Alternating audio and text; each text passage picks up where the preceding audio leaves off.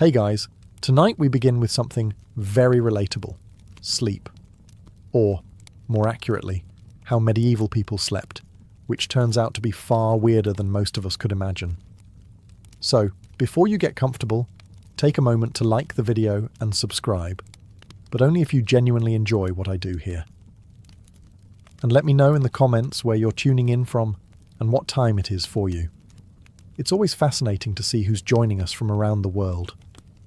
Now, dim the lights, maybe turn on a fan for that soft background hum, and let's ease into tonight's journey together. Before electricity, TikTok, and sleep hygiene influences, medieval people approached nighttime with a schedule that would baffle the modern melatonin enthusiast. It was called segmented sleep, a natural two-part sleep cycle, split neatly in half like a stale medieval biscuit. The routine was simple. After sundown, most people turned in early, drifting off into what was known as first sleep. Then, after about 4 hours, they'd wake up, deliberately, and spend the next hour or two doing what can only be described as medieval midnight multitasking. This wasn't considered insomnia. It was just how sleep worked. The watch period between the two sleeps was seen as practical, useful, and occasionally, alarmingly social. People used this time to pray, read religious texts, tend fires, or check their livestock, because nothing ruins your REM cycle, like wondering if your goat is still in the yard. And yes, this was also considered the ideal time for intimacy. Medieval physicians and marriage manuals noted that the body was well rested and calm of mind during this period, which sounds like a polite way of saying too tired to argue. So if you ever thought you were romantic for waking up early to make your partner coffee, just know your ancestors were setting the bar very differently. The second sleep would follow this interlude, lasting until sunrise. Everyone from monks to farmers participated in this nightly rhythm. Even literary figures like Chaucer casually mentioned it, which means that, yes, even in medieval literature, people were writing about not sleeping properly. Oddly enough, modern science has suggested that segmented sleep might actually be more natural for humans. The two-sleep cycle aligns with how our circadian rhythms work in the absence of artificial light. So the next time you find yourself wide awake at 2 a.m., don't panic. Just whisper, "Ah, yes, the watch has begun," and go tend a symbolic fireplace. It wasn't until the industrial era, with factories, gas lamps, and the growing fear of unproductivity, that humans began to enforce the idea of 8 uninterrupted hours, as though sleep were a timed sport. In the medieval world, waking up in the middle of the night wasn't failure. It was the schedule, and everyone was on it, whether they liked it or not. Let's talk about beds, or rather, the medieval approximation of them. In today's world, we obsess over thread counts, memory foam, cooling gels, and whether a mattress is cloud-like. In medieval Europe, a bed was often just a pile of stuff that used to be alive, now flattened under the weight of poor sleep and unspoken regrets. The typical peasant bed consisted of a straw mattress, known as a pallet. This was literally straw or hay stuffed into a sack of rough fabric, if they had the luxury of a sack. If not, it was just straw on the floor, possibly damp, possibly already claimed by a cat. These pallets were not comfortable, but they were better than nothing, which was the alternative. Straw was cheap, plentiful, and good at insulating against the cold. It was also great at harbouring insects, lice, and the occasional field mouse, which made sleeping an exercise in cautious stillness. If it itched, you ignored it. If it bit, you just shifted slightly and hoped for the best. If a family had a bit more money, or at least a functional back, they might elevate the straw mattress onto a wooden frame. This didn't change the sleep experience dramatically, but it did reduce the chances of waking up with beetles in your ear. Slightly. Linens were a rare treat. Most people slept in the clothes they wore all day. Pyjamas weren't really a thing, and neither was personal space. Whole families, children, parents, maybe a grandparent, all slept together in the same space, sometimes on the same straw pile. If you got too warm, you could always roll into your cousin's elbow. Nobles, of course, had proper beds.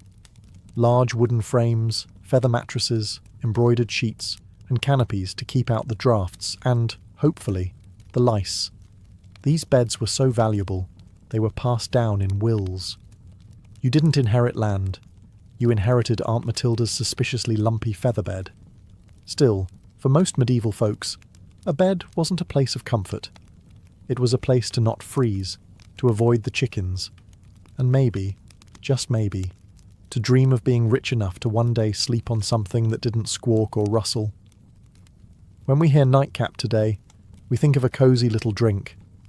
Maybe something with whiskey, a warm fire, and a questionable decision. But in the Middle Ages, a nightcap wasn't a beverage, it was a hat. A real, tangible, often ridiculous-looking piece of fabric designed to keep your head from freezing off while you slept. You see, insulation wasn't exactly the strong point of medieval architecture. Stone walls, draughty thatched roofs, and windows made of thin animal horn or oiled parchment didn't do much against the cold. And central heating? That was called a dog. So to keep their heads warm at night, especially since body heat escapes fastest through the scalp, medieval people adopted the humble nightcap. These hats came in all shapes and sizes, but the most iconic version was long and pointed, like something you'd expect on a wizard who moonlights as a chimney sweep. They were usually made from wool, linen, or whatever scrap of warmth could be spared without angering the family goat. For men, it was a practical accessory. For women, it sometimes doubled as a coif or head wrap, which also served the dual purpose of maintaining modesty and covering hair that hadn't seen soap since last Lent. But beyond warmth, nightcaps had social weight too. In some regions, married women were expected to cover their heads at all times, yes, even while asleep, and the cap itself could be embroidered or dyed to reflect a family's wealth or status. Because nothing says success like going to bed with a mini flag on your skull. In more urban settings, the nightcap even became a symbol of being off-duty. If you opened your door wearing one, it was a polite medieval way of saying, "I'm not dressed for conversation, and yes, this hat does mean go away." Of course, nightcaps were often paired with nightshirts, which were essentially long, loose tunics. Picture Ebenezer Scrooge, minus the haunted moral lesson. Sleepwear wasn't sexy, but it was practical, itchy, and occasionally flammable. Today, the idea of sleeping next to a stranger is generally limited to red-eye flights, overly ambitious camping trips, or the occasional bizarre Airbnb mix-up. But in medieval Europe, this was completely normal, and not at all optional. Let's say you're a travelling merchant, a pilgrim, or just someone whose mule gave up halfway to Norwich. You find an inn, a rare luxury in itself, and ask for a place to sleep. What you get is not a room, or a bed, or even a particularly clean floor.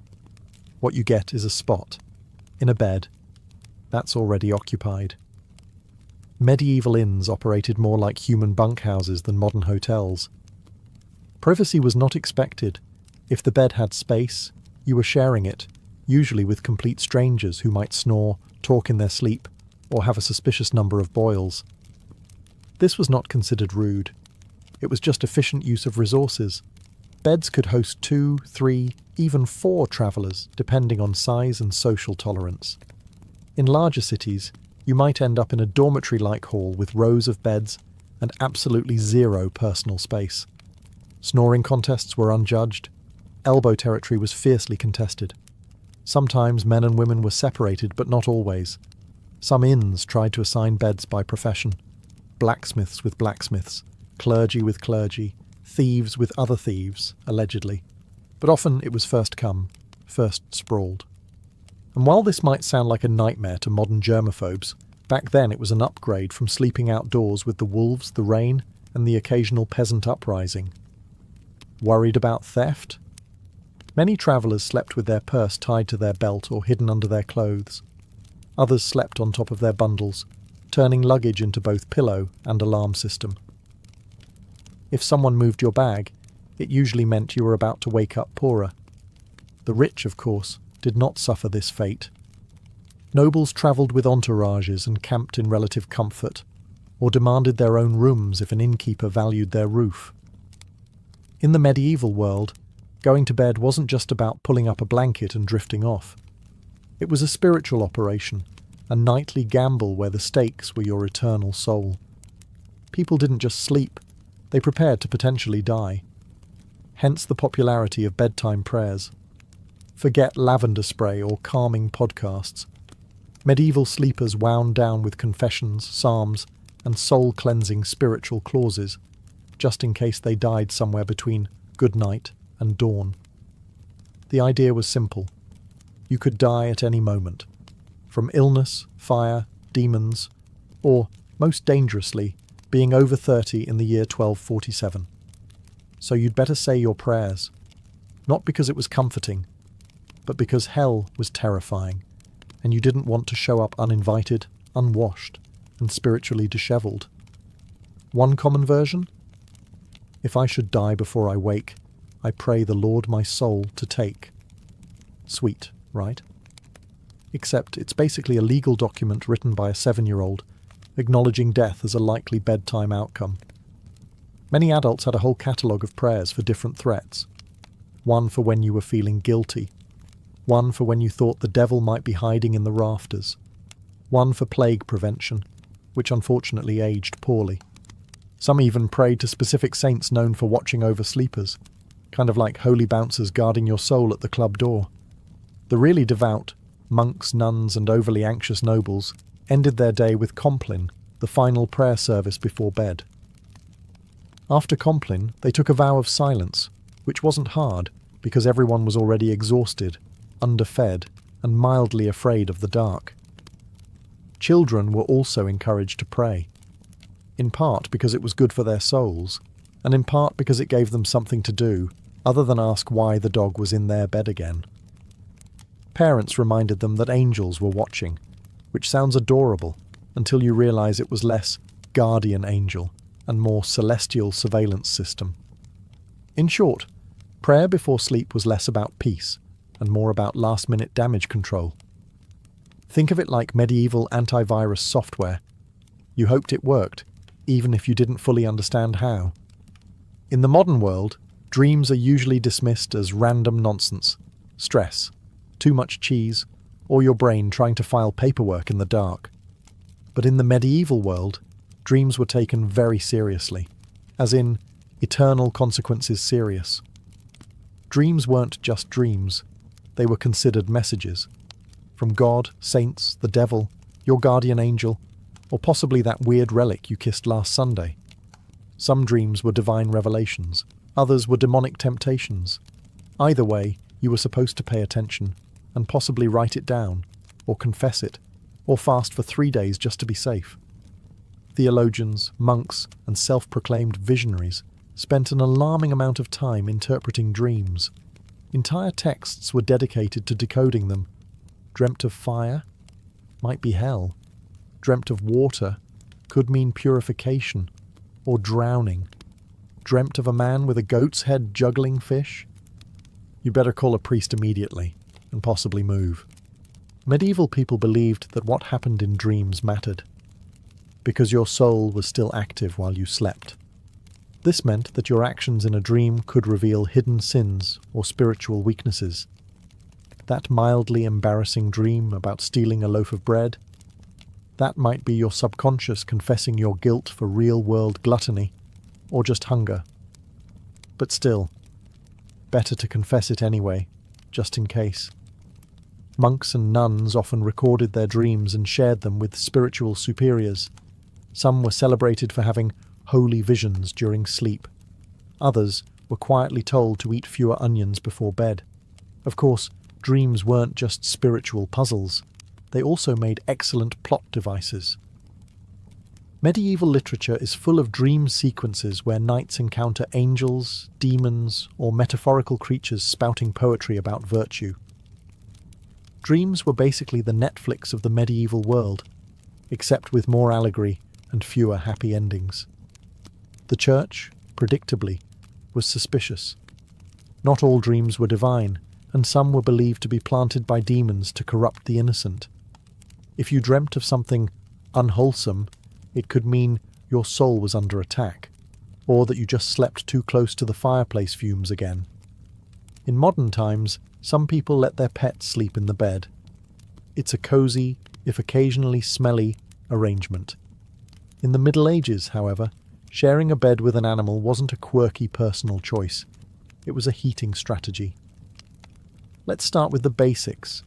Medieval homes weren't exactly built for comfort. Stone walls, no insulation, drafts so aggressive they probably had names. Central heating, that was called the family pig. In peasant homes, it wasn't unusual for humans and livestock to sleep in the same room, sometimes the same bed, and very often the same pile of straw. Chickens wandered freely, dogs curled up at your feet, pigs snorted softly beside the hearth. And if you were lucky, none of them bit you during the night. This wasn't about affection, though medieval people certainly appreciated their animals. It was about survival. Animals generated body heat.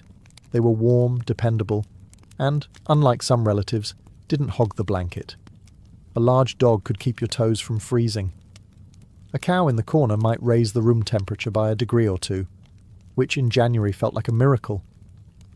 Medieval homes, especially those of the lower classes, often had just one room for everything: cooking, eating, sleeping, occasionally dying. Everyone, humans and animals alike, made do with the same space. Children might be nestled between parents and a goat. A chicken might serve as an impromptu alarm clock. Hygiene? Let's not ask too many questions. For wealthier families, this wasn't as common. Nobles didn't usually sleep next to livestock, though they might still have lapdogs in bed. Not for heat, but for fashion and flea redistribution. Some castles even had separate sleeping areas for favourite animals, because nothing says power like a dog with its own room and title. There were drawbacks, of course. Animals can be loud. They can wander. And they are not, historically speaking, known for respecting personal space. But medieval people adapted. A hoof in the face at 3 a.m? Just part of the bedtime routine. If you've ever had to share a room at a youth hostel and thought, this is a bit much, allow us to introduce the medieval monastic dormitory, a place where comfort went to die quietly under a vow of silence. Monasteries didn't believe in personal space, or softness, or fun, really. The typical dormitory housed dozens of monks, all sleeping in a single large room, usually arranged in neat rows like morally upright sardines. Beds, if you could call them that, were often wooden planks, sometimes with a straw mattress if the abbot was feeling generous, or it was a feast day. You slept fully clothed. Not out of modesty, but because getting dressed in the dark at 2 a.m.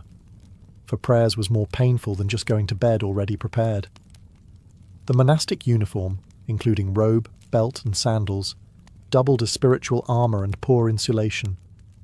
If you got cold, you layered up. If you got hot, well, no, you didn't. There were no pillows, no privacy curtains, and absolutely no talking. Silence was enforced, not suggested, under the rule of St. Benedict.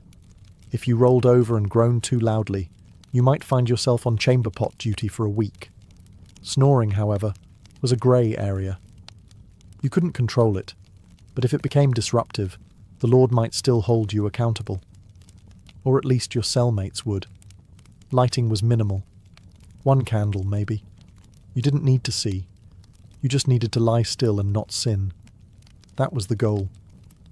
Despite the austerity, monks believed their Spartan beds were training for the afterlife, preparation for the soul's journey by denying the flesh any excess. Sleep was not a pleasure. It was a necessity, monitored and scheduled like everything else. Some monks even slept sitting up, just to avoid any hint of luxury, or dreams, or circulation. Compared to this, peasant straw piles and snoring pigs almost seem luxurious. At least the pig didn't judge you. Let's talk about something that would horrify most modern sleepers: waking up voluntarily at 2 a.m, and not for a bathroom break or a doom scroll, but for prayer. Loud, cold, candle-lit prayer. In medieval monasteries, this was standard practice. Monks and nuns followed a rigid daily schedule based on the canonical hours, which included matins, the first service of the day. And by day, we mean the darkest part of the night, when even the owls were still deciding whether to wake up. The bell would toll, often rung by someone who drew the short straw, and the entire dormitory of robed, sleep-deprived souls would shuffle off to the chapel in silence. And yes, still in full clothing, because monks didn't do pyjamas. The only layering system they believed in was spiritual. Inside the chapel, by flickering candlelight and under the echo of stone vaults, they would chant psalms, recite scriptures, and try their best not to fall asleep on their feet. Which, incidentally, was a real issue.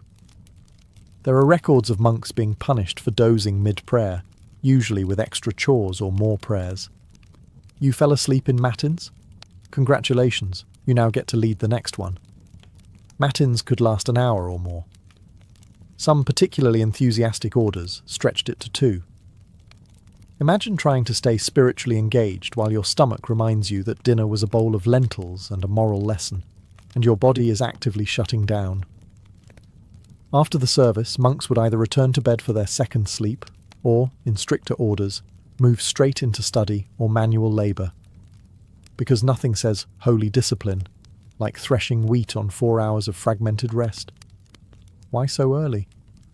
The idea was to sacrifice comfort and dedicate the first and quietest part of the night to God, uninterrupted by the temptations of daylight, warmth, or REM cycles. It was a powerful symbol of devotion. Or at least it was once you got over the numb feet, the candle smoke, and Brother Ambrose's off-key chanting. In the modern world, sleeping alone is often framed as a luxury, a sign of independence, peace, or just an ability to control the blanket. In the medieval world, though, sleeping alone was considered suspicious, impractical, or just downright unsafe. Let's start with the basics. Warmth. Beds, as we've established, weren't exactly toasty. Stone walls and open chimneys didn't do much to trap heat, and central heating was still several plagues away. So people shared beds for body heat, not out of intimacy, but out of basic thermal desperation. Children slept with siblings, parents, and sometimes the neighbour's kid if they were visiting. It was like a sleepover, but nobody asked if you wanted to be there. But beyond warmth, there was a spiritual reason for sleeping in groups. Many people believed the night was when the devil worked overtime. Alone in the dark, your soul might be vulnerable to temptation, or worse, possession. Having others nearby created a kind of moral buffer zone. If something went wrong, at least someone would witness it, or catch the demon first. For children, being alone at night was practically unthinkable. Not just for comfort, but because ghosts, fairies, and wandering spirits were all part of the nightly landscape. Tales warned against solitary sleep as a gateway to mischief and spiritual peril. And unlike today's bedtime stories, these tales didn't end in hugs. They ended in disappearances. Even married couples often shared their beds with children, servants, or random guests. Privacy was not a concept so much as a modern myth. In fact, the idea of 2 people sleeping alone in a giant bed was so foreign that it would have been considered either wasteful or deeply, deeply suspicious. In religious contexts, even monks often slept communally, and if someone was assigned to sleep alone, it was often for disciplinary reasons. Yes, in some cases, being alone in bed was literally a punishment. Medieval logic, solitary sleep, grass opportunity for sin. Group sleep, public accountability. Next time you're curled up in your own bed, with your own blanket, in a room that doesn't smell like goat, enjoy the silence. In medieval times, you'd probably have 2 kids, a sheepdog, and a cousin in there with you, all of them snoring. If you've ever accidentally fallen asleep sitting up, in a lecture, a carriage, or a dentist's waiting room, you probably woke up with a crick in your neck and a deep sense of regret. But in the Middle Ages, sleeping upright wasn't an accident. It was a lifestyle. Some medieval folks, particularly the wealthy or religiously devout, chose to sleep propped up rather than lying flat. Why? A few reasons, none of them particularly restful. First, there was a medical belief that lying flat was bad for digestion, the lungs, or the general balance of the bodily humours. In a world where doctors thought a sneeze could rearrange your soul, this logic made perfect sense. Upright sleeping, they believed, helped avoid congestion of the brain, which sounds ominous, but mostly meant don't drown in your own phlegm. Second, there were spiritual concerns. Lying flat was considered too close to the posture of the dead. You didn't want to confuse God, or worse, attract attention from the angel of death by sleeping in the same position used at funerals. Superstitious? Absolutely. But when your local priest doubled as the community's health consultant, you picked your battles carefully. As a result, people often slept partially reclined, supported by large bolsters, pillows, or the wooden headboard equivalent of a medieval lazy-boy. Nobles sometimes had their beds rigged with angled supports to maintain a semi-seated posture, perfect for digesting one's evening meat pie or fending off surprise demon attacks. Monks took it a step further. In stricter orders, they might even sleep sitting upright on a bench, or leaning against a cold wall with nothing but a hood to muffle the discomfort. It wasn't about health, it was about discipline. If you were too comfortable, you might dream. If you dreamed, you might sin. If you sinned, well, welcome to confession at 5 a.m. Needless to say, this wasn't about quality rest. It was about virtue, discomfort, and mildly confusing theology. Forget haunted dreams or goblins under the bed. For medieval people, the real monsters of the night were already in the sheets, small, persistent, and entirely uninterested in your prayers. We're talking, of course, about fleas, lice, and the medieval bedroom's unofficial mascot, the bedbug. Let's not sugarcoat it. Hygiene wasn't exactly medieval Europe's strong suit. Baths were rare, laundry was expensive, and soap was sometimes made from substances better left unnamed. Add that to straw-filled mattresses, shared bedding, and the occasional live chicken underfoot, and you've got the perfect environment for an all-you-can-eat pest buffet. Fleas and lice were so common they were practically roommates. Peasants dealt with them daily. Nobles, despite their satin sheets and feather beds, were not exempt. In fact, some richer households had dedicated nitpickers, actual servants tasked with removing lice from their employers' hair and clothing. Imagine that as your job title. Master of the Royal Scalp. Bedbugs, meanwhile, were the silent assassins of medieval sleep. They hid in wooden bed frames, mattress seams, and even the cracks in stone walls, emerging at night to feast like tiny vampires. If you ever wondered why medieval people wore nightcaps and slept fully clothed, it wasn't always about warmth. Sometimes it was pest defense armor. Solutions ranged from mildly effective to impressively deranged. Some households burned strong-smelling herbs like wormwood or tansy to repel bugs. Others slept with garlic, onions, or even ashes in the bed, which may have done little for the pests, but certainly kept romance to a minimum. It wasn't just physical discomfort either. Fleas were often seen as symbols of sin or moral impurity, biting reminders of the fall of man and poor bedding choices. Entire poems were written about fleas, some moralizing, some weirdly romantic, because nothing says I love you like, let us be united like the flea that bites us both. So, while modern sleep is interrupted by buzzing phones and streetlights, medieval sleep was more likely disturbed by scratching, twitching, and the subtle feeling that something was crawling on your shin. Because it was. We've all had restless nights. But have you ever tried falling asleep while wearing 100 pounds of iron? No? Well, in the Middle Ages some people did exactly that, because apparently nothing says sweet dreams like being prepared to joust in your sleep. Now, to be clear, most people, even knights, didn't regularly sleep in full armour. It was hot, heavy, and loud. Trying to roll over in a suit of chainmail is a bit like trying to nap inside a bag of cutlery. But during wartime or in hostile territory, sleeping partially armoured was considered the safer choice. Comfort? Optional. Survival? Highly recommended. A knight on campaign might remove only his helmet and gauntlets, keeping his mail shirt or breastplate on, just in case enemies decided to stage a midnight surprise party. There's nothing quite like waking up to the sound of hooves and having to suit up while still half dreaming about turnips. In castles under siege, men-at-arms might even sleep with swords or axes at their side, like some very aggressive bedtime security blankets. Shields doubled as pillows, and if the enemy breached the walls, well, at least you wouldn't have to get dressed. Priorities. Of course, sleeping in armour wasn't exactly restorative. Iron isn't breathable, and chainmail has a bad habit of pinching skin. Add cold stone floors, minimal bedding, and the ambient sounds of snoring comrades and crackling torches, and you've got a sleep environment that ranks somewhere below airport terminal on the comfort scale. Even those not in battle sometimes wore light protective gear while sleeping in dangerous regions. Travelling merchants or guards on watch duty might nap in gambesons, thick quilted jackets that offered a bit of protection and slightly more padding than the moral support of prayer alone. And lest we forget, armour wasn't exactly subtle. If you rolled over the wrong way, you might clank so loudly that everyone else woke up and assumed the apocalypse had arrived. Again, in a time when nightly demons, lice infestations, and pigs in your bed weren't considered unusual, you might think that sleepwalking was just one more medieval inconvenience.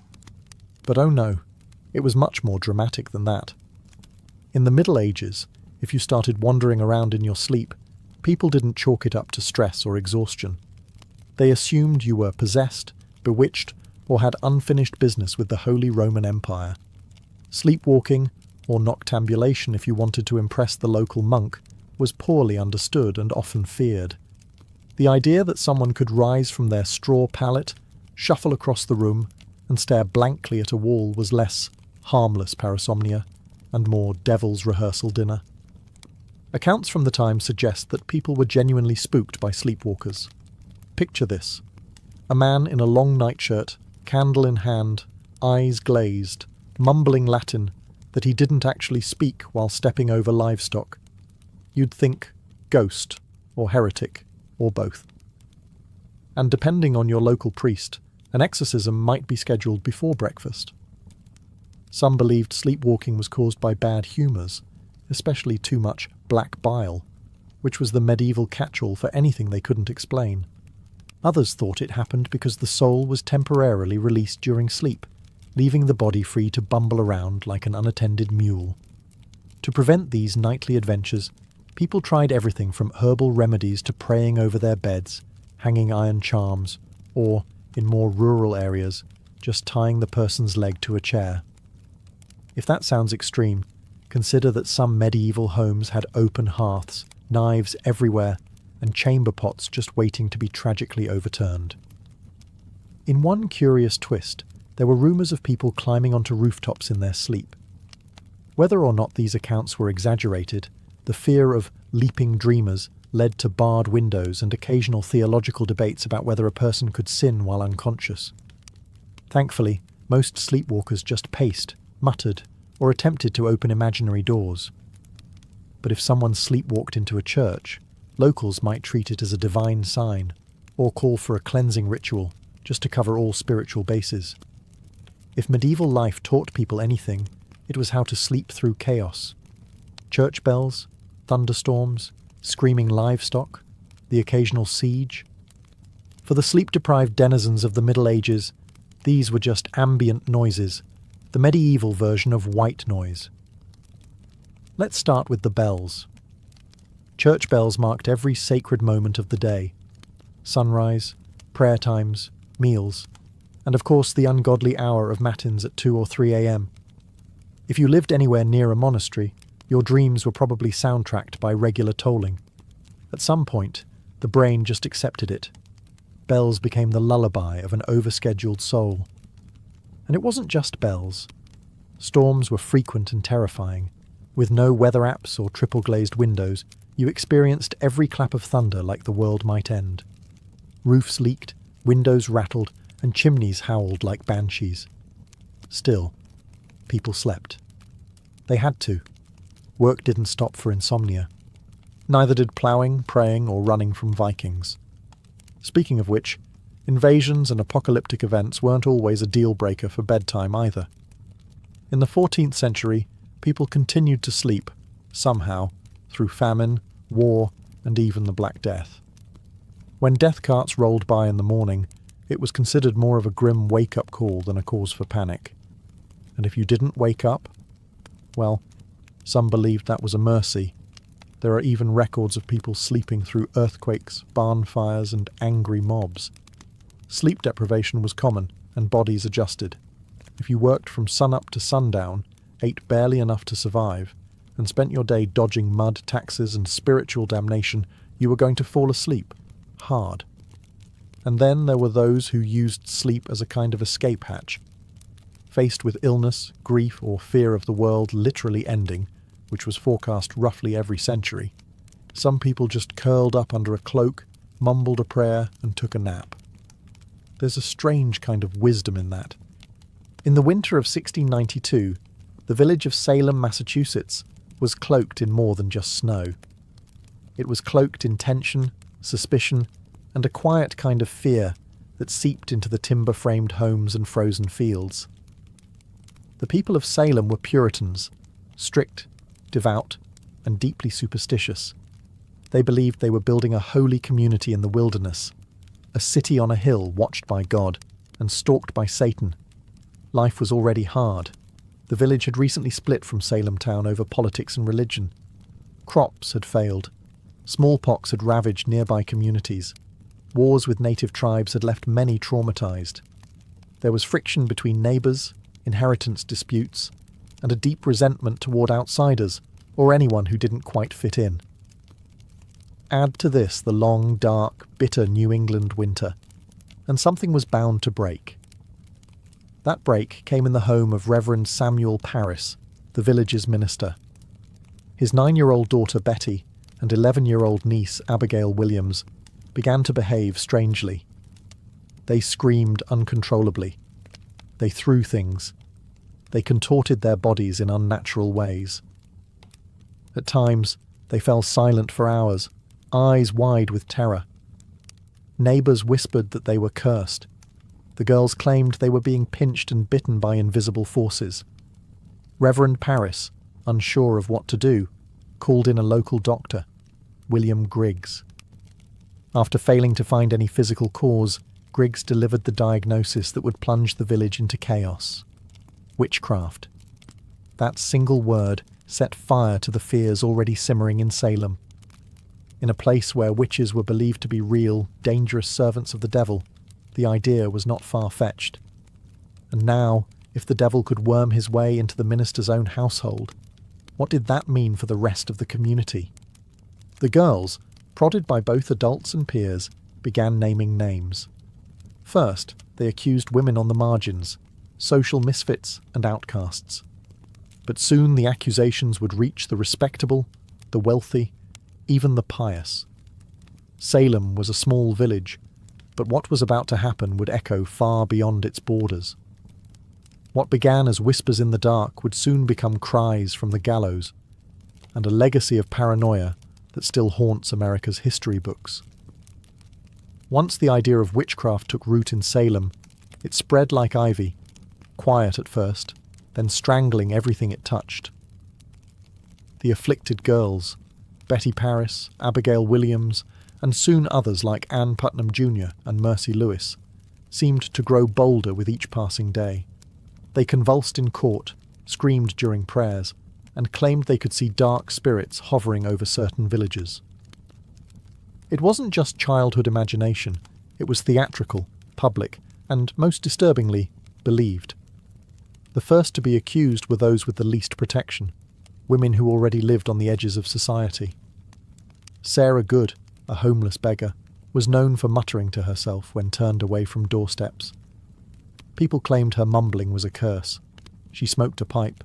She snapped at children. She fit the mould of a witch because she didn't fit the mould of a Puritan woman.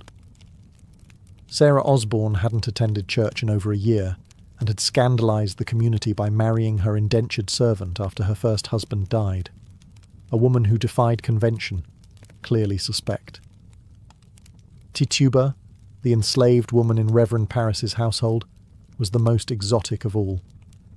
Originating from Barbados, Her storytelling, accent, and folklore frightened the villagers. Under pressure, possibly even physical beatings, Tituba confessed to witchcraft. But instead of clearing the air, her confession blew it wide open. She told a story of a tall man in black, a figure associated with the devil, who asked her to sign a book. She said she saw strange animals, yellow birds, red cats, and even spectral dogs. But most damning of all, she claimed there were other witches in Salem. That was all the court needed to hear. Once Tituba opened the door, others rushed through it. New names were added weekly. Neighbours turned on neighbours. Old grudges were disguised as righteous accusations. Property disputes turned into spectral assaults. If someone's cow died suddenly, it must have been witchcraft. If a baby cried during a prayer, surely that was the devil's doing. The fear became so infectious that not even the innocent dared to speak out. To defend an accused witch was to invite suspicion upon yourself. Silence was safety. And so, the web of accusations widened, trapping the village in its sticky, unseen threads. Logic was fading. Hysteria was now in control. As accusations mounted and the village reached a fever pitch, the colonial government stepped in. Governor William Phipps, recently appointed and eager to maintain order, established a special court to deal with the chaos. It was called the Court of Oyer and Terminer, from the French meaning to hear and determine. But what it really became was a factory for fear-driven justice. The court convened in Salem town in June of 1692, and it was no ordinary tribunal. Its rules were warped by panic. Instead of requiring hard evidence or reliable witnesses, it allowed something far more dangerous: spectral evidence. Spectral evidence was testimony that a spirit or spectre of the accused had afflicted the victim. In other words, if a person claimed to have seen your ghost-like form in a dream choking them, that was admissible in court. Never mind that the accused could be asleep at church or miles away. It was their spirit doing the devil's work. You couldn't cross-examine a dream. And worse, you couldn't disprove it. Children were now treated as star witnesses. Their seizures, screams, and gasps in court became more theatrical by the day. One girl, Mary Walcott, would fall into fits the moment a suspected witch entered the room. If a prisoner looked at her, she shrieked. If they didn't look at her, she shrieked louder. The performances were mesmerizing, and the judges, including the influential Judge Samuel Sewall and Chief Justice William Stoughton, accepted it all. Defense lawyers? There were none. The concept didn't exist in colonial trials. If you were accused, you stood alone. If you denied the charges, the afflicted girls writhed in agony. If you confessed, you might be spared death, but only if you named others. The system rewarded lies and punished silence. Worse still, the trials became public spectacles. People travelled from nearby towns to witness them. The accused were paraded into court in shackles, often bewildered, often poor, and almost always powerless. And yet, not everyone believed. Some townsfolk whispered that the girls were faking.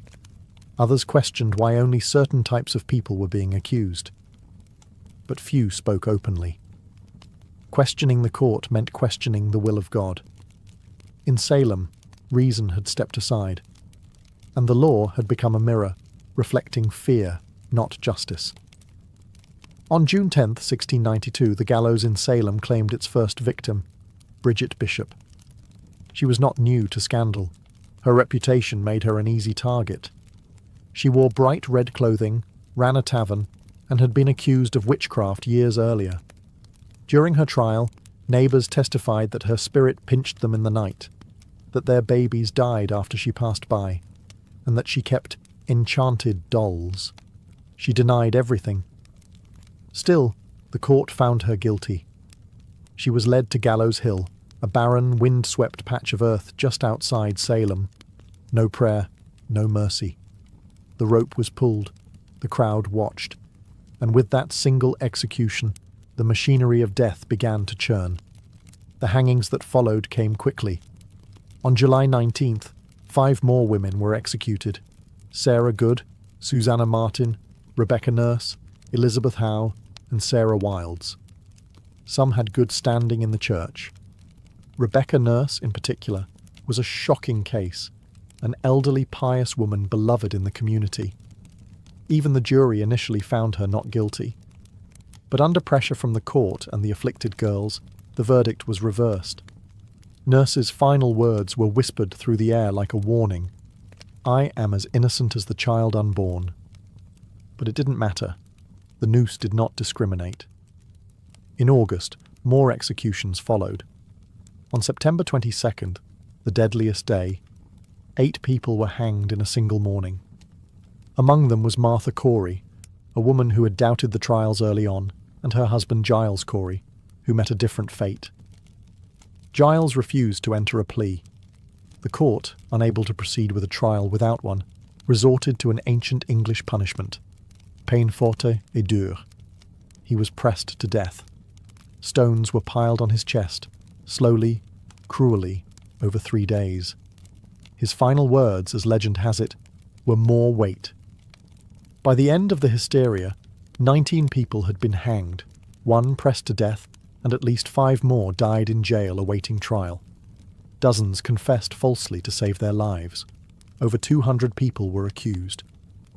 The gallows cast long shadows over Salem, not just on the hill, but in every heart. Fear had become law, and justice, blindfolded, had been led to the scaffold. While the executions claimed the spotlight, hundreds of others sat in cramped, foul-smelling jails, waiting for a verdict or a miracle. Salem's small jail couldn't contain them all. Accused witches were held in neighbouring towns like Ipswich and Boston, chained to walls, starving, freezing, and forgotten. Most of the accused weren't witches, or even outcasts. They were neighbours, friends, parents, children, people whose only crime was having a quarrel with the wrong person or owning land someone else wanted. In many cases, personal grudges disguised as divine justice drove the accusations. A pig wandered into a neighbour's yard and died. Must be witchcraft. Someone refused to help with firewood. Clearly they'd cursed the axe. Mary Easty, sister of the executed Rebecca Nurse, was one such case. She was a respected mother of 7, known for her piety. Initially released by the court, she was rearrested days later after new fits from the afflicted girls. Her second arrest sealed her fate. In a final petition to the judges, Mary begged them not for her own life, but that they put a stop to these proceedings, before more innocent blood is shed. She was hanged soon after. Another notable case was Dorothy Good, the 4-year-old daughter of Sarah Good. After her mother's arrest, Dorothy was interrogated and, under pressure, confessed to being a witch. Her answers, gibberish and fear, were taken as truth. She was imprisoned for 8 months in chains. When finally released, she was mentally broken, never recovering from the trauma. Pregnant women were not spared. Elizabeth Proctor, whose husband John Proctor would later hang, was found guilty and sentenced to die. But because she was pregnant, her execution was delayed. It likely saved her life. She gave birth in jail and was eventually released after the trials ended. Accusations snowballed. Some accused confessed in desperation to avoid death, then named others to shift suspicion away from themselves. Entire families were pulled into the spiral. Fathers, wives, daughters, no one was beyond reach.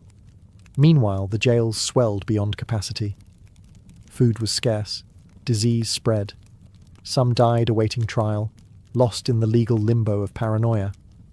And still, new names were added each week. In Salem, it no longer mattered who you were, only who was willing to say your name. By the fall of 1692, the spell of hysteria began to crack, not because the court came to its senses, but because reality forced its way back in.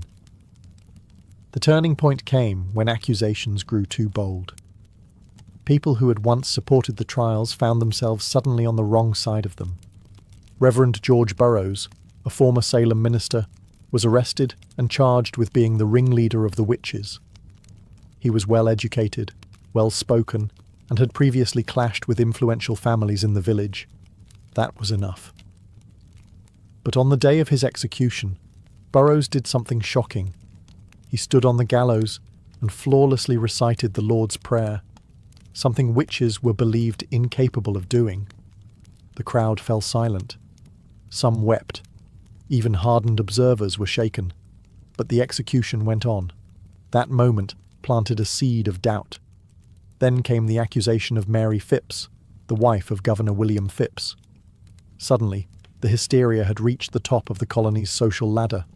Phipps, already unnerved by growing criticism and chaos, finally took action. In October 1692, he dissolved the court of Oyer and Terminer, halting all pending executions and trials. Public sentiment had shifted. Ministers, once silent or complicit, began to speak out. Increase Mather, one of the colony's most respected theologians, denounced the use of spectral evidence. "It were better," he said, "that 10 suspected witches should escape, than one innocent person should be condemned." A radical thought in a society that had, for months, believed exactly the opposite. People who had once cheered the trials began to question them. The jails were still full, but the appetite for more blood had dulled. Too many respected figures were being accused. Too many innocent people had been buried. The villagers had begun to see that this wasn't divine justice. It was madness. Confessions dried up. Some accusers backtracked. Others disappeared from public view. And those who had previously shouted the loudest now lowered their eyes. The fear hadn't disappeared, but it had exhausted itself. The public wanted stability. The officials wanted to save face. And Salem, bruised and ashamed, was finally ready to wake from its nightmare. The storm was breaking. But the damage, it had already been done. By late 1692, the judicial system that had fueled the hysteria began to collapse under the weight of its own absurdity.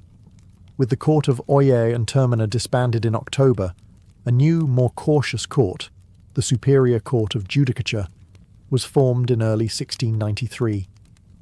This time, things were different. Spectral evidence was no longer allowed, and the judges were noticeably more sceptical of the accuser's wild claims. The result? The convictions slowed dramatically. Many accused witches were acquitted outright. Of the 56 cases brought before the new court, the majority were released. Even those who had already confessed began to recant their testimonies, admitting that fear, torture, or pressure had forced them to lie. The dramatic performances of the afflicted girls lost their persuasive power. The most prominent case in the unravelling of the trials was that of Reverend Samuel Willard, a respected minister who came under suspicion. While he was never formally charged, the fact that such a high-ranking devout man could be suspected highlighted how arbitrary and corrupt the process had become. The court, once ferocious, was now cautious. They began quietly releasing those still in jail. First, those with little evidence against them, and eventually even those who had confessed to witchcraft under duress. Meanwhile, families of the executed began to demand justice. John Proctor's children petitioned for the return of his property. Rebecca Nurse's family launched a campaign to clear her name. In time, community shame replaced community fear. Church congregations fractured. Friendships were severed. The very fabric of Salem's social order had been shredded. Governor Phipps, realizing the colony's growing international embarrassment, pardoned the remaining prisoners in 1693. But even freedom came at a cost. Many families had to pay for their own jail fees before being released. Imagine losing your home, your health, and nearly your life, only to be handed a bill for the privilege of surviving. By the end of the ordeal, 19 people had been hanged, 1 pressed to death, 5 died in jail, and over 200 had been accused. The court didn't just collapse, it imploded, leaving behind a crater of guilt, grief, and disbelief. The trials had ended, but the healing had not even begun. Salem was a village forever altered by the people it had lost, the justice it had abandoned, and the mirror it was now forced to look into. The gallows were silent. The jails had emptied. But Salem was far from peaceful. The town wasn't haunted by ghosts, but by guilt. What had started with a handful of sick girls had exploded into a communal act of destruction. Families had been torn apart, reputations ruined, and innocent lives ended. And now, the survivors had to live in the wreckage. Neighbours could no longer look each other in the eye. The same people who once prayed together had testified against one another. Some of the afflicted girls quietly left town. Others faded from the public eye. A few, like Anne Putnam Jr., would later express remorse. In 1706 she stood before her congregation and publicly apologised for her role in the trials, blaming delusion by Satan. But for many, the damage was beyond words. The court officials, too, carried their burden. Judge Samuel Sewall, one of the most prominent figures in the trials, was one of the few to admit wrongdoing. In a remarkable act of public penance, he stood during a church service in 1697, while a minister read out his confession and prayer for forgiveness. It was a rare moment of accountability in a time when most tried to forget. But forgetting wasn't easy. The families of the condemned began demanding compensation. Over the years, petitions flooded the Massachusetts government, asking for official pardons, for returned property, for public acknowledgement that the executed were innocent. Slowly the government responded.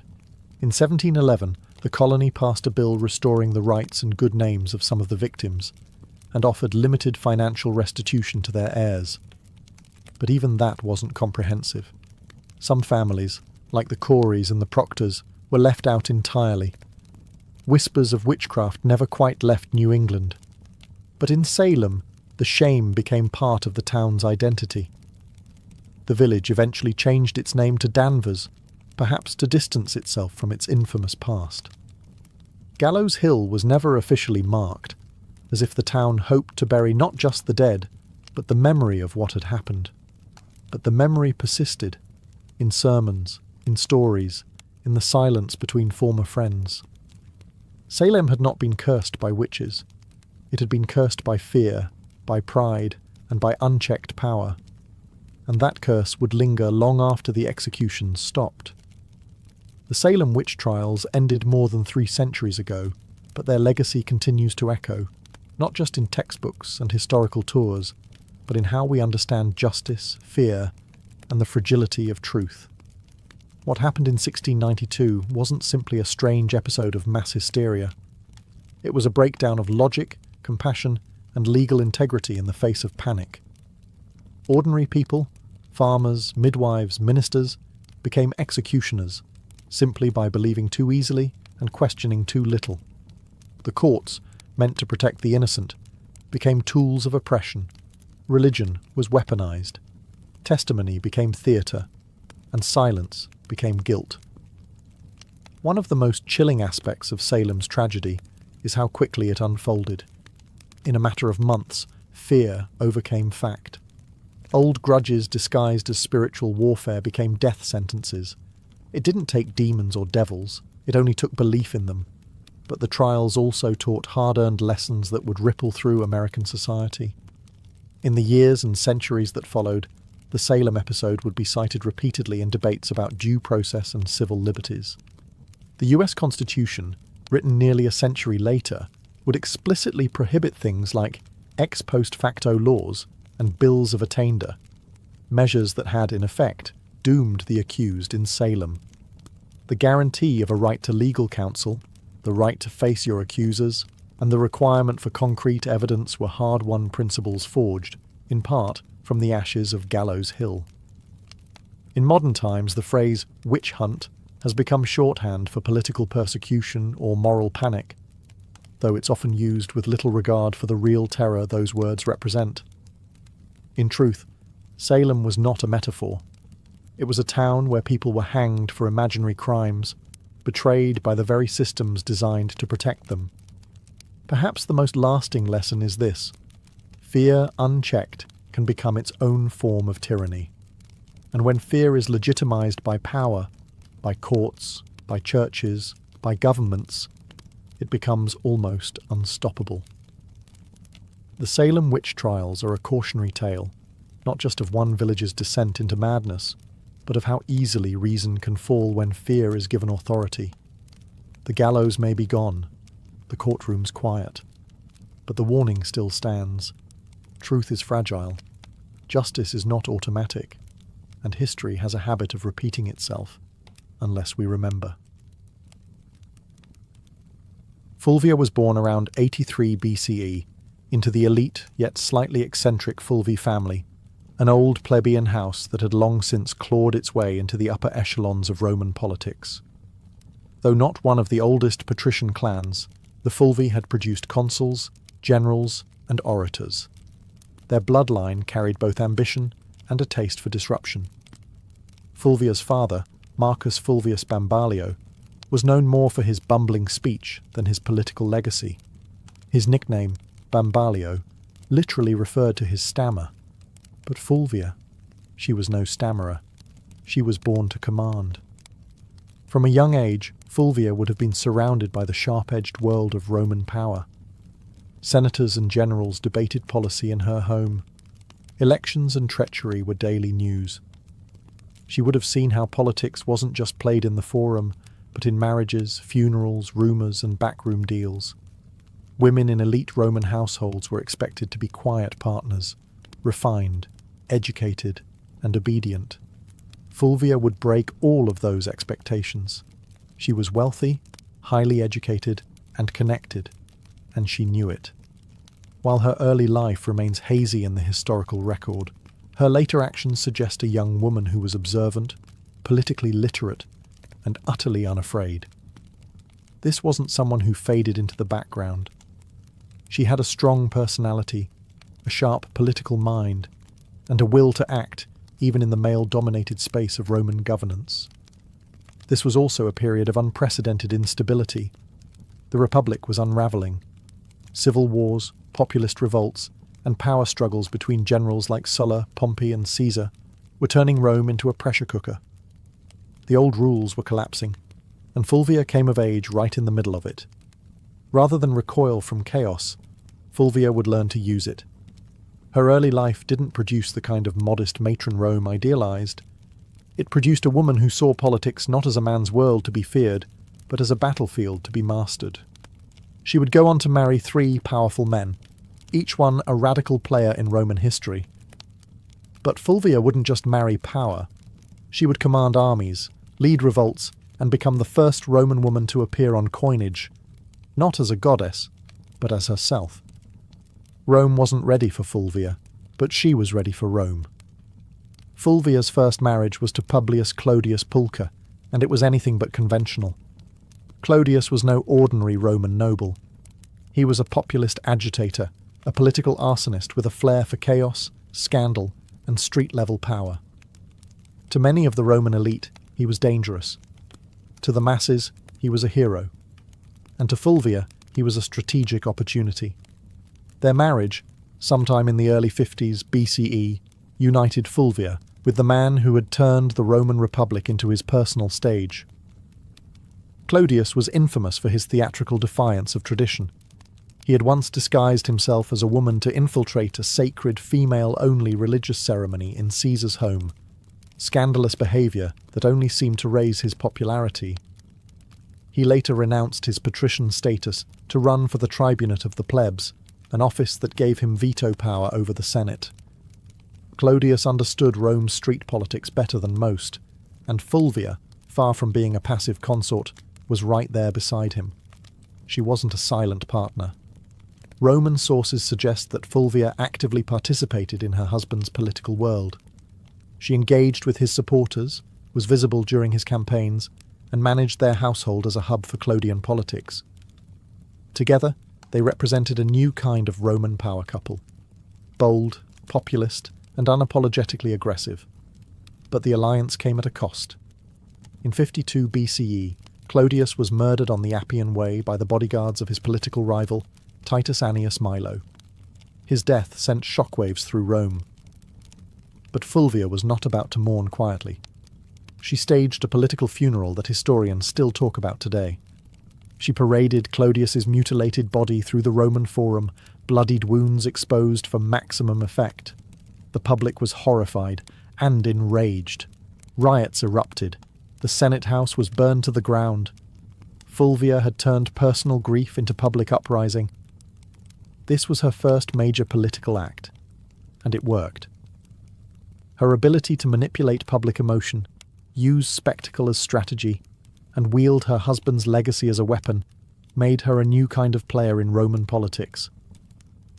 Clodius was gone, but Fulvia had stepped out of the shadow, and Rome would never see her the same way again. Fulvia didn't linger in mourning. In Rome, political capital had a short shelf life, and she understood that better than anyone. Shortly after the violent death of Clodius Pulcher, she entered into a second marriage, this time to Gaius Scribonius Curio, a rising political star and one of Julius Caesar's most passionate supporters. On the surface, Curio seemed an unlikely match. He had a flamboyant reputation and a taste for drama, but beneath the bravado was a sharp political operator. As tribune of the plebs in 50 BCE, Curio wielded enormous influence during one of Rome's most volatile periods. The Republic teetered between war and peace, between Caesar's ambitions and the Senate's resistance. Fulvia saw in Curio not just a husband, but a bridge to the next power block. This was no romantic rebound. It was a calculated alliance. With Clodius gone, Fulvia needed a new political anchor, someone who could carry forward the populist legacy her first husband had built, and someone who had Caesar's backing. Curio fit both bills. Through him, Fulvia remained tightly embedded in the shifting power dynamics of Rome. She didn't just marry into the movement, she helped shape it. Fulvia ensured Clodius's supporters stayed active, rebranding their cause under Curio's leadership and keeping the urban masses politically engaged. But the Roman world was collapsing fast. Tensions between Caesar and Pompey exploded into civil war. Curio threw himself into the fight, taking Caesar's side. Fulvia, as always, remained politically involved. She reportedly helped organize support and manage resources for her husband's campaign. In 49 BCE, Curio led a military expedition to Africa to secure Caesar's position, but it was a disaster. He was ambushed and killed by the forces of King Juba the Aenes of Numidia. His death was brutal, and his army annihilated. Once again, Fulvia was widowed, and once again, Rome waited to see if she would fade into the background. She didn't. Curio's death only solidified her status as a political widow with dangerous resilience. She had now lost 2 husbands to Rome's civil unrest, and both had died fighting for populist causes. But Fulvia was far from finished. Her most audacious partnership, and her most dramatic chapter, was still to come. Fulvia's third and most famous marriage was to Mark Antony, the ambitious general and loyal ally of Julius Caesar. Their union, forged sometime around 47 BCE, wasn't merely a romantic attachment, it was a merger of power. Fulvia had already proven herself as a master of Roman street politics. Antony, rising rapidly through the military and political ranks, needed that kind of savvy support in Rome.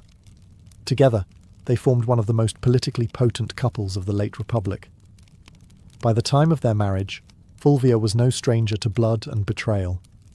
She had buried 2 husbands and outmaneuvered countless enemies. Antony was no stranger to scandal either. He drank, he gambled, and his personal life was notoriously chaotic. But with Fulvia, he had found someone who could do more than entertain him. She could defend his interests, hold his alliances together, and rally supporters when he was away on campaign. And Antony, despite his brash exterior, understood her value. He allowed Fulvia to exercise authority that no Roman woman had publicly wielded before. She opened his correspondence. She issued orders in his absence. She sat in on meetings and influenced appointments. Roman sources, mostly hostile, depicted her as overbearing and power-hungry. But what disturbed them most wasn't her ambition. It was that she acted like a Roman man in a world that had no language for such a woman. After Caesar's assassination in 44 BCE, the Republic was plunged into chaos once more. Antony rushed to secure his position as Caesar's political heir, but it was Fulvia who held Rome itself. While Antony formed the second triumvirate with Octavian and Lepidus, Fulvia acted as his representative in the capital, managing patronage networks, coordinating with street gangs, and ensuring Antony's supporters remained mobilized. She even helped arrange Antony's official reconciliation with Octavian by marrying her daughter, Clodia, to him, an alliance that would later implode. In public, Fulvia appeared not just as Antony's wife, but as his proxy. Roman coins were minted, bearing both Antony's image and her name, an unprecedented acknowledgement of her status. She wasn't hidden in the shadows of power. She stood in its full glare. But power in Rome was always borrowed, and Fulvia was about to test the limits of how far a woman could go before Rome snapped back. While Mark Antony pursued military campaigns and political deals across the Roman world, it was Fulvia who controlled the streets of Rome. She wasn't just his wife, she was his regent in all but name. In a period where violence, bribery, and raw influence kept order, Fulvia proved she could play the game as well as, if not better than, any man in the Senate. Rome, in the aftermath of Caesar's assassination, was a battlefield without swords. Power had become a moving target.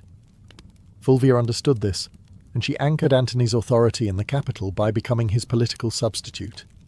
She directed allies, dealt with the urban plebs, negotiated with factions, and, most daringly, waged war with words and silver. She financed loyal troops, offered bribes to keep public order, and ensured that any legislation passed favoured Antony's future. Some ancient sources, especially hostile ones like Appian and Dio Cassius, paint Fulvia as manipulative, shrewish, and even warmongering. But beneath the misogynistic exaggeration lies a woman actively doing politics, in a world that had no protocol for a woman doing anything beyond weaving and mourning. Fulvia was building coalitions, backing military commanders, and even issuing decrees, functions normally reserved for senators and consuls. She also made public appearances and maintained strong relationships with veteran soldiers, a politically vital demographic in the power struggles of the late Republic. While Antony was campaigning in the east, Fulvia was often the face of his authority in Italy, meeting with centurions, influencing decisions about land distribution, and reminding the soldiers that their loyalty to Antony came with rewards. But this accumulation of power came at a cost. Roman aristocrats, particularly the faction aligned with Octavian, Caesar's heir and Antony's increasingly bitter rival, resented Fulvia's influence. They viewed her as a meddling woman with too much sway over legions, laws, and loyalties. Her ability to act without male guardianship was not just threatening, it was unprecedented. Fulvia wasn't naive. She knew the tension between Antony and Octavian was growing. She could see that their alliance was cracking. And she understood something that neither man seemed to fully grasp yet. The Republic wasn't big enough for both of them. So Fulvia began preparing for the next phase. Not diplomacy, but confrontation. She had stood behind power long enough. Now she was ready to take it into her own hands. In 41 BCE, Fulvia did the unthinkable. She went to war against Octavian, the future Augustus, and she didn't do it quietly.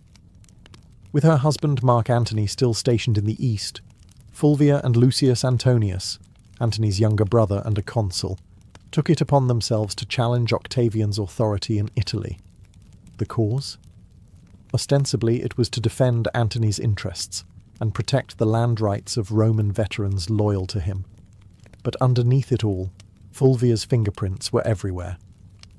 This was not just politics. This was a military rebellion led by a Roman woman, the first and only time in Roman history that a woman would actively provoke and organize a civil war. The conflict, known as the Perusine War, was triggered by Octavian's controversial land redistribution program, which displaced many Italians to reward his soldiers. Fulvia seized on the growing discontent, portraying Octavian as a tyrant and traitor to Caesar's legacy. With Lucius acting as her frontman in the Senate and Fulvia organizing behind the scenes, They raised 8 legions and seized the city of Perugia, modern-day Perugia. Make no mistake, this was Fulvia's war. Ancient sources suggest she was more invested in the conflict than Lucius himself. She rallied troops, stirred the public, and even corresponded with generals. Rome buzzed with rumours of her commanding legions, issuing orders, and forcing Lucius into confrontations he didn't want.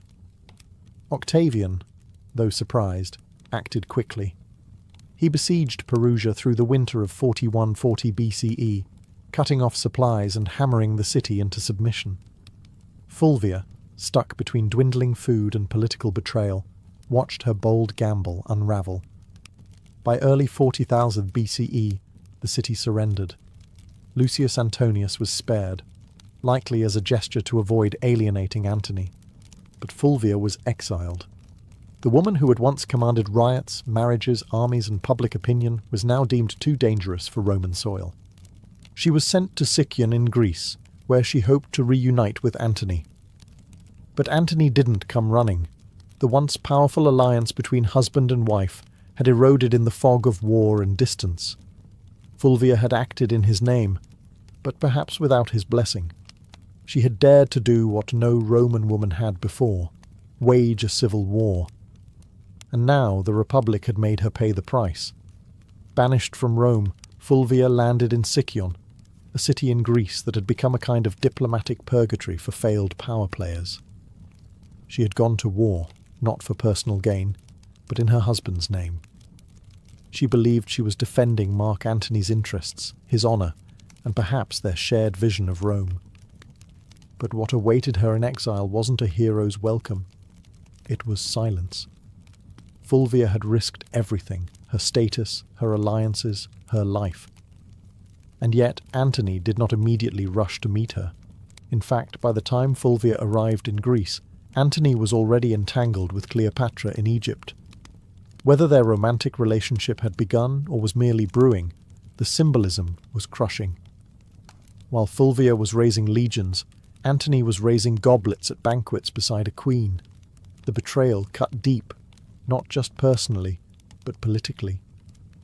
Fulvia had fought a war to protect Antony's power in Italy, and in response, he let her hang out to dry. Some ancient historians, especially Plutarch, suggest that Antony was furious with her for launching the Perisine War without his direct approval. Others argue he welcomed her downfall. It cleared the way for a marriage alliance with Octavian, something Fulvia would have never tolerated. Still, Fulvia wasn't entirely without supporters. Some of Antony's troops, fiercely loyal to her, urged reconciliation. But her health had begun to fail. After enduring siege, exile, and betrayal, Fulvia died in Sicyon in 40 BCE, possibly from illness, stress, or heartbreak, or all three. She was around 43 years old. Her death provided Antony with a clean political exit. He met with Octavian shortly afterward and agreed to marry Octavian's sister, Octavia, as part of a renewed peace treaty. The triumvirs were temporarily united again, but only because Fulvia, the one woman bold enough to challenge their designs, was gone. Fulvia's legacy would soon be overshadowed by Cleopatra, whose myth eclipsed nearly every Roman woman of the period. But make no mistake, Fulvia was the prototype. She didn't wield power from behind a curtain. She marched into it, stood at the centre, and dared to command armies in a world that treated women as furniture. Rome didn't know what to do with her, so it erased her. But the ashes of her rebellion would linger, and her story was far from ordinary. After Fulvia's death in 40 BCE, the men she had once manoeuvred, Antony, Octavian, and even her former allies, began the quiet work of rewriting her legacy. She couldn't defend herself, so the narrative was shaped by her enemies and the uneasy survivors of her ambition. And like so many powerful women in history, Fulvia became a scapegoat. Ancient sources, mostly penned by men with vested interests, painted her as the reason for the Perisine War, the rift between Antony and Octavian, and even the general disorder of the Republic. Appian, Dio Cassius, and Plutarch depict her as overbearing, jealous, and driven by a lust for power. They blamed her for dragging Lucius Antonius into conflict, for antagonizing Octavian, and even for Antony's eventual estrangement from Rome. But were these accusations fair? Hardly. Fulvia had operated within a political climate where violence and manipulation were expected, at least if you were a man. She was no more ambitious than Caesar, no more aggressive than Pompey, and far less ruthless than Octavian would eventually prove to be. Her only true deviation was that she was a woman acting like a Roman man, and Rome didn't know how to digest that. She wasn't cloistered in the home, weaving quietly or serving as a political ornament. She was writing letters to generals, organising street mobs and commanding loyalty from troops. And that made her dangerous, not just to Octavian, but to history itself. Even Mark Antony, the man whose legacy she had fought to preserve, conveniently blamed Fulvia for the civil strife. After reconciling with Octavian and marrying his sister, Antony used Fulvia's death as a diplomatic cleansing. Her memory became the price of his political survival. There were no monuments raised in her honour, no grand funeral, no mourning speeches in the Senate. Just silence. Yet her enemies couldn't erase her entirely. Fulvia had done too much. She had raised armies, steered elections, negotiated alliances, and fought a civil war.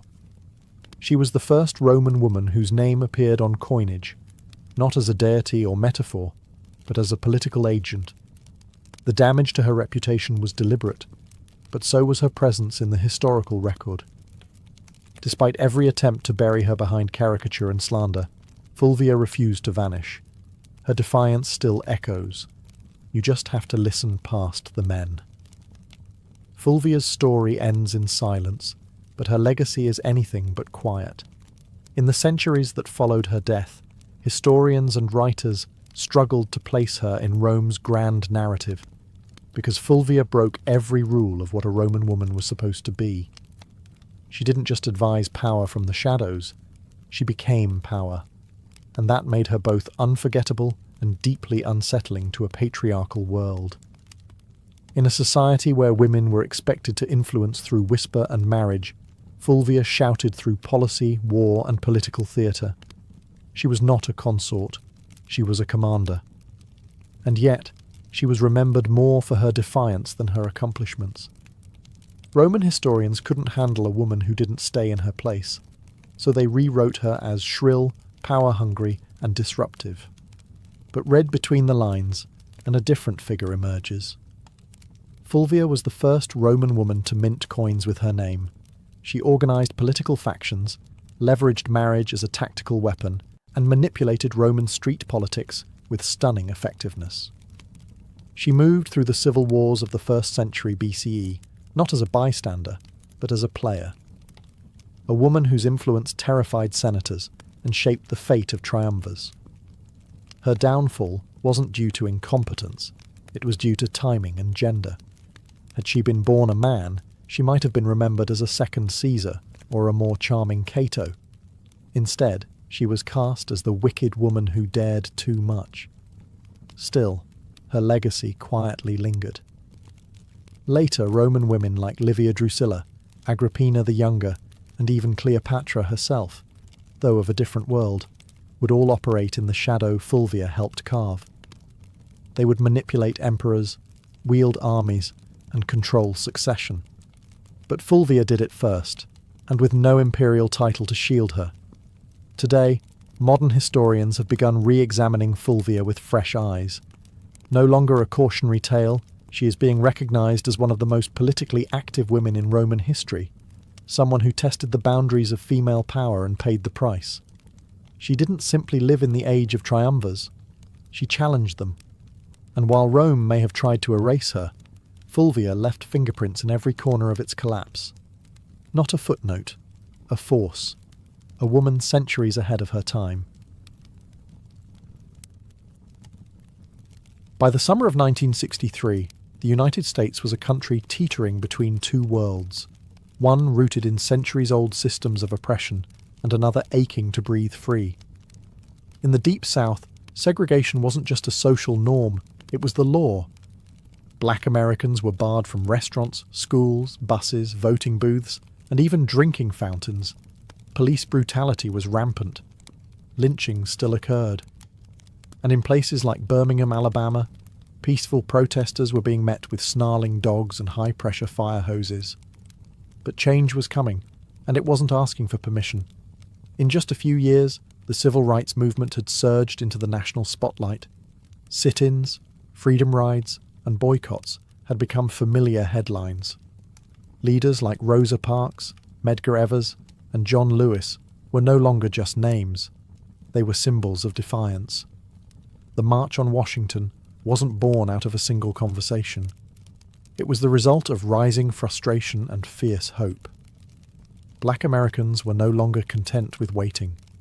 They were demanding civil rights, and they were determined to make their voices heard where it mattered most, the nation's capital. The idea of a mass march in Washington, D.C. had been floating around for decades. A. Philip Randolph, a labor organizer and longtime civil rights advocate, had originally proposed the concept in the 1940s. Back then, it was meant to pressure the Roosevelt administration to desegregate the defense industry. That protest was called off after Roosevelt caved and signed an executive order.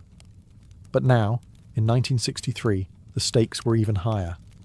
Randolph, along with other civil rights leaders, including Bayard Rustin and Dr. Martin Luther King Jr., revived the vision. And this time, they weren't just marching for jobs. They were marching for dignity, for voting rights, for school desegregation, for equal pay, and most importantly, for the basic human right to live free of fear. Over a dozen major civil rights organizations came together to plan it, despite their many disagreements, because they understood the power of a unified front. The countdown had begun. Buses were being organized, flyers were spreading. Word of mouth was moving faster than newspapers, and across the country, Black Americans were preparing for what would become one of the most unforgettable moments in American history. The dream was taking shape, one footstep at a time. Pulling off a protest of any kind in Washington, D.C. was no small feat, but planning one for over 100,000 people, possibly more, was madness. Logistically, it sounded like a nightmare. Food, water, transportation, sound systems, bathrooms, medical teams, permits, crowd control, safety plans.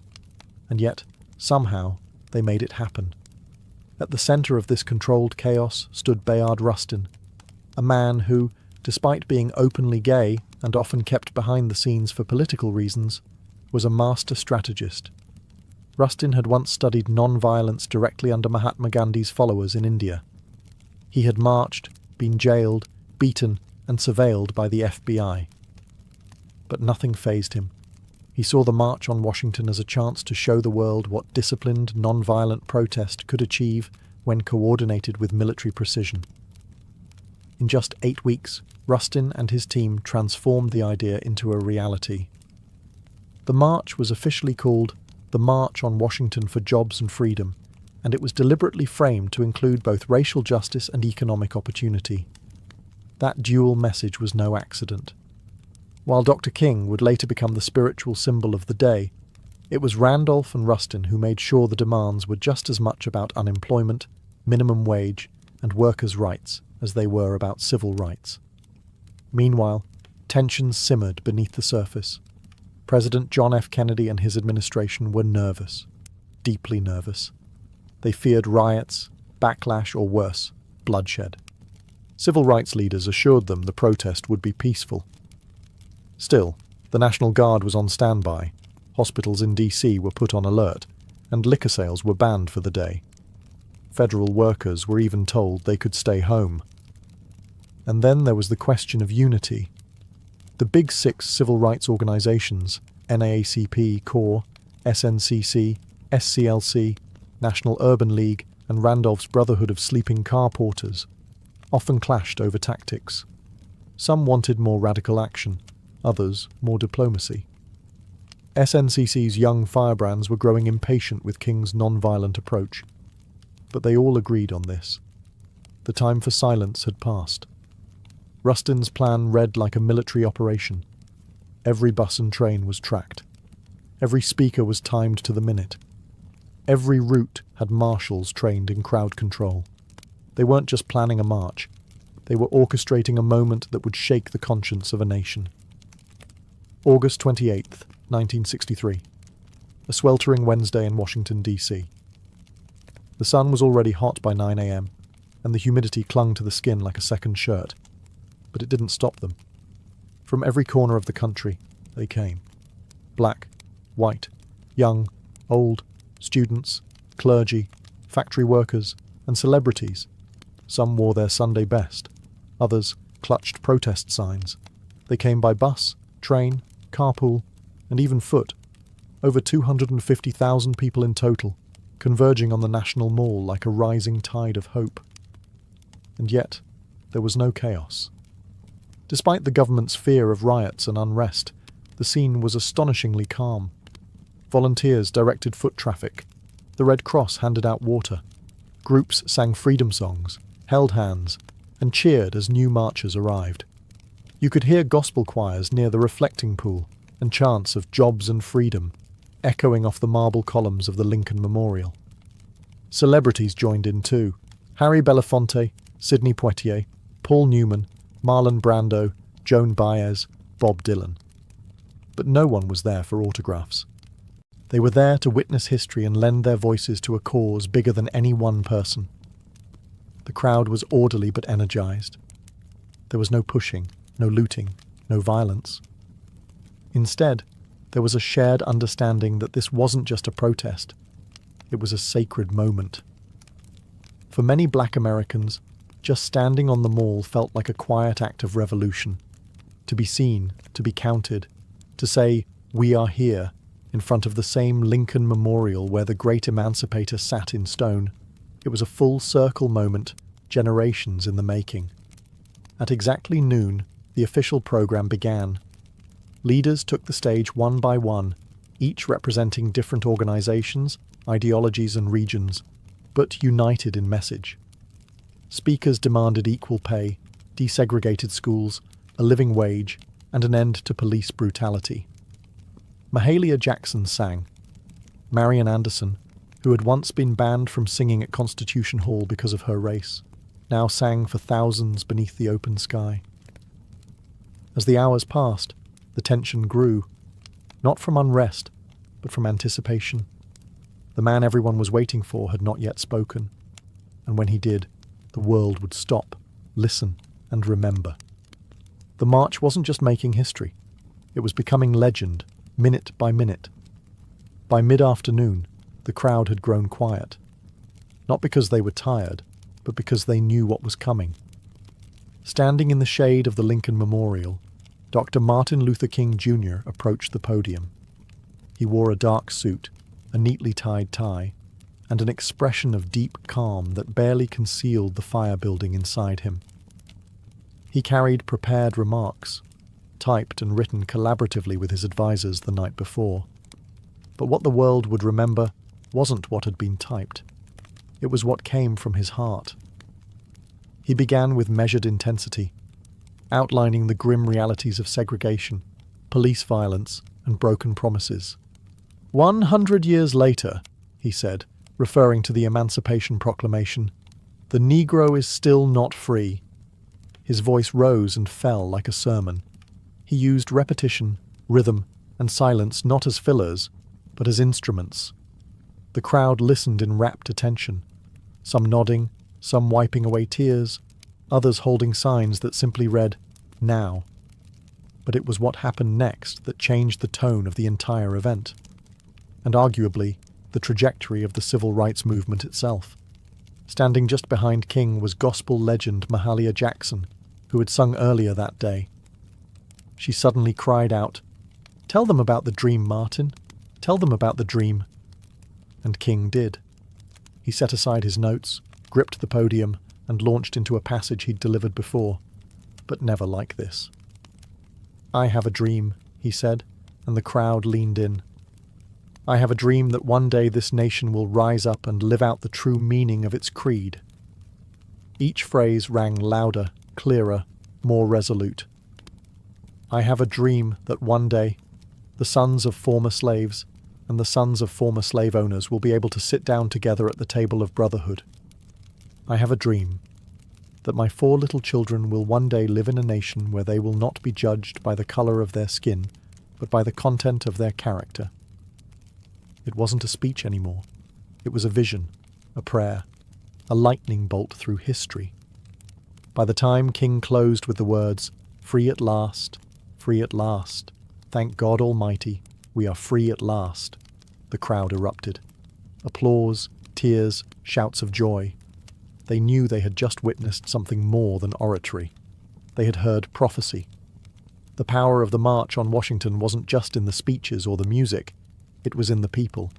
The sheer scale of humanity gathered that day was overwhelming. They came from Mississippi, Michigan, Alabama, New York, California, and everywhere in between.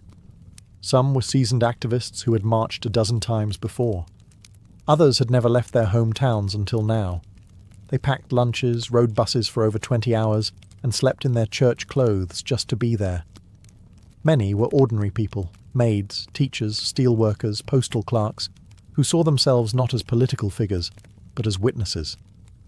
They didn't just want change. They were the change. There were also children in the crowd. Young black girls with ribbons in their hair, boys with hand-drawn signs. Parents hoisted toddlers onto their shoulders so they could see the Lincoln Memorial in the distance and hear the speakers' voices carried over loudspeakers. To them, this wasn't just an event. It was the beginning of a new world. Some faces stood out. There was a young John Lewis, just 23 years old, representing the Student Nonviolent Coordinating Committee, SNCC. His original speech had been so fiery, so uncompromising, that senior leaders asked him to tone it down minutes before he went on stage. He agreed, but just barely. His call for radical change still shook the crowd. And then there was Daisy Bates, the only woman to speak that day. Not on her own behalf, but reading a prepared statement on behalf of other civil rights women. The organizers had faced criticism for sidelining female voices. Bates's brief but powerful message underscored a harsh reality. Even within a movement about equality, some voices still struggled to be heard.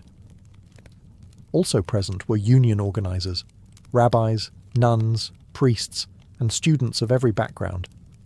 They didn't all agree on strategy.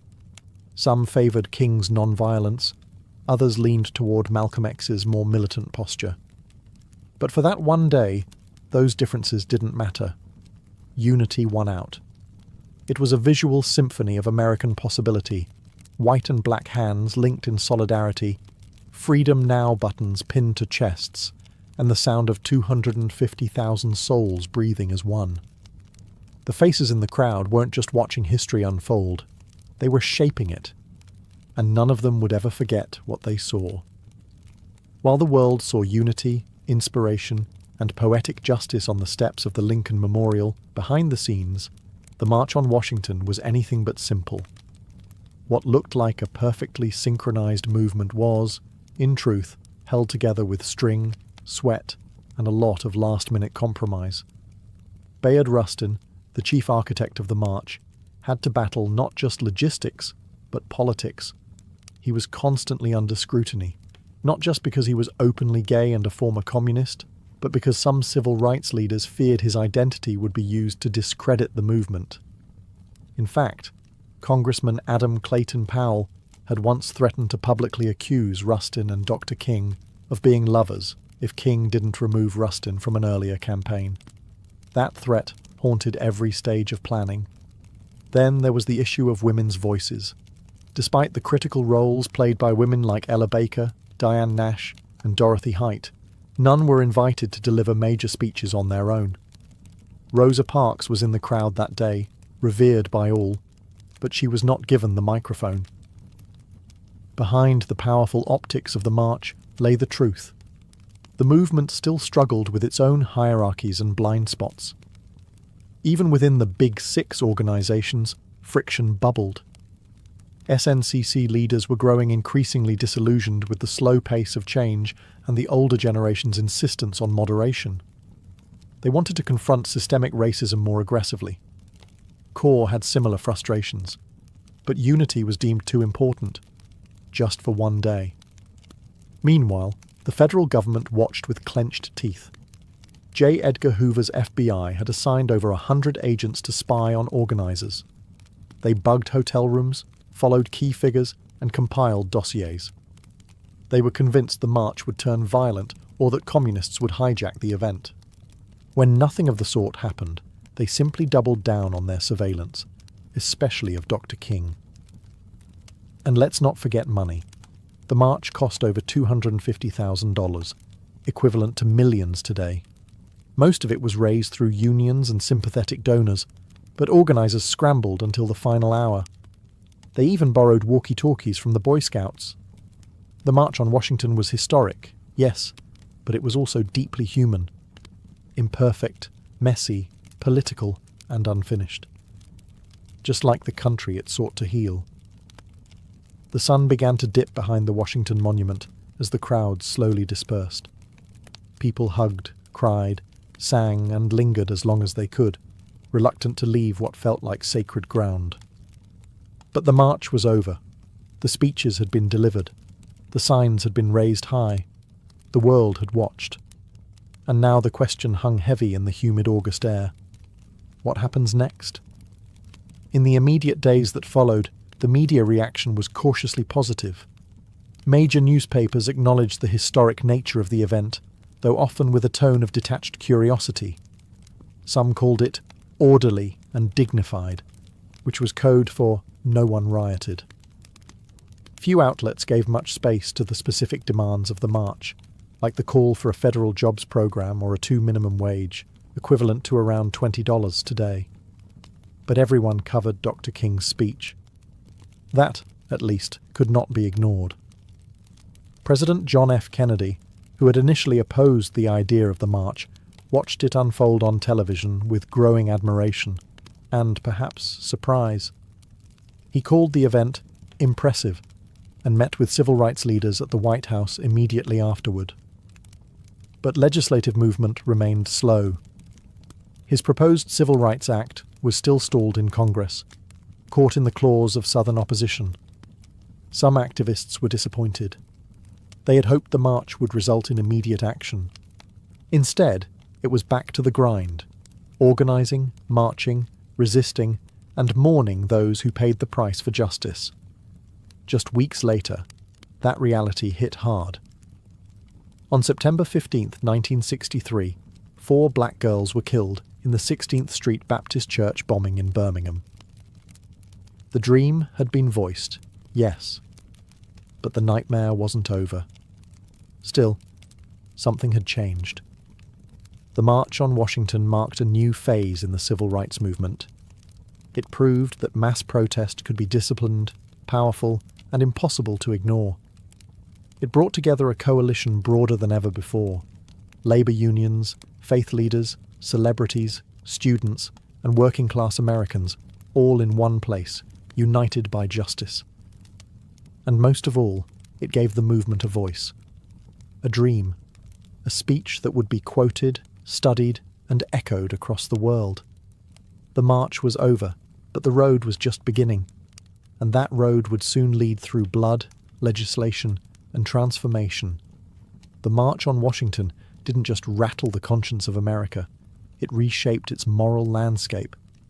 What had begun as an audacious act of protest became a cornerstone of the civil rights movement's legacy, permanently altering how Americans understood justice, democracy, and the power of collective action. In legislative terms, the march didn't yield immediate victories, but it created momentum. Less than a year later, in July 1964, President Lyndon B. Johnson signed the Civil Rights Act into law. It outlawed segregation in public places and banned employment discrimination based on race, colour, religion, sex, or national origin. And in 1965, the Voting Rights Act followed, striking at the very heart of Jim Crow laws. Would these bills have passed without the march? Possibly. But would they have had the same moral force, the same undeniable public pressure? Probably not. For Martin Luther King Jr., the speech that day propelled him into a new realm. He went from respected leader to global icon. But fame came with cost: surveillance, threats, and ultimately assassination in 1968. The dream he spoke of on those steps would become more poignant, more tragic, and more revered with each passing year. For the broader movement, the march showed what unity could achieve. It gave organisers a blueprint for large-scale mobilisation, and it inspired a generation of activists, both in the US and abroad. Anti-apartheid organisers in South Africa, student protesters in Europe, and future human rights leaders across the globe would cite the March on Washington as a model. But the legacy isn't just historical. The language of the march, the idea of jobs and freedom, the image of peaceful resistance, the echoes of "I have a dream," still pulses through modern protest.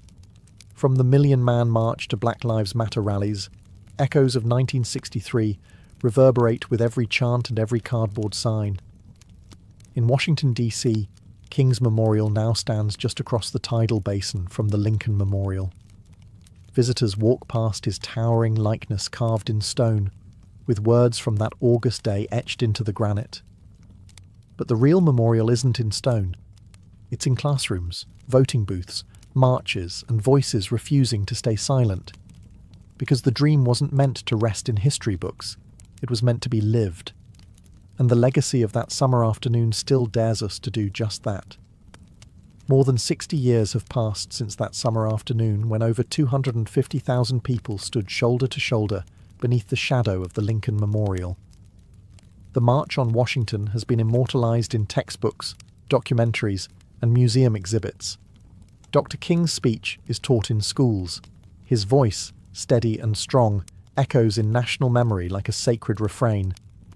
But for many, the question remains: has the dream been realized, or has it merely been delayed? In some ways, progress is undeniable.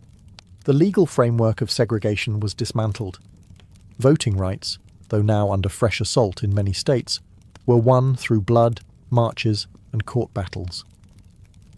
The presence of black lawmakers, judges, mayors, and even a two-term US president was unthinkable in 1963. Interracial marriage, once illegal in much of the country, is now protected by federal law. These are not small things. They are victories carved out by relentless struggle. And yet, the original demands of the march, the ones often overshadowed by King's speech, still echo unresolved. The call for a living wage, still unmet. Racial disparities in education, housing, employment and healthcare remain entrenched.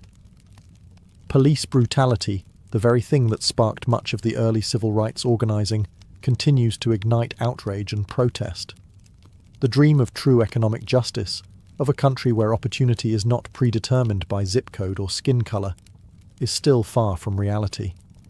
Modern movements like Black Lives Matter have taken up the mantle, often using the imagery and rhetoric of the 1963 march as both inspiration and indictment. They march through the same cities, chant on the same streets, and demand the same basic human rights. But they do so in a world transformed by social media, surveillance, and new forms of resistance. The March on Washington was never meant to be the conclusion.